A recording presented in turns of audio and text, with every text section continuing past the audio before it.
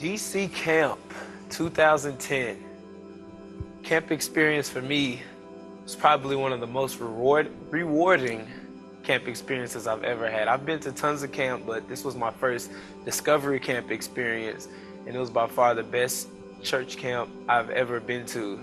The first time at camp that I actually heard from God, like heard him, was at the first leaders meeting with Pastor Tommy.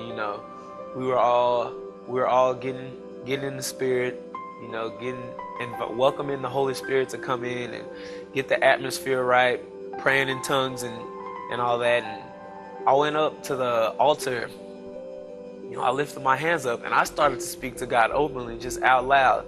Just started to speak to God, help me to live a life for you, all for you, 100% committed.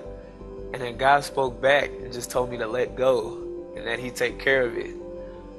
And when God speaks to you, you can't ignore God. He'll keep speaking to you. He wants you to respond. He's not going to force you to do anything. That's the beauty of life. You have decisions. But when God spoke to me, that's when I dropped down on my knees, and I couldn't say anything else. He just kept telling me just to let go. Stop worrying about everything. You can't do everything yourself. You can't do anything yourself, let alone everything.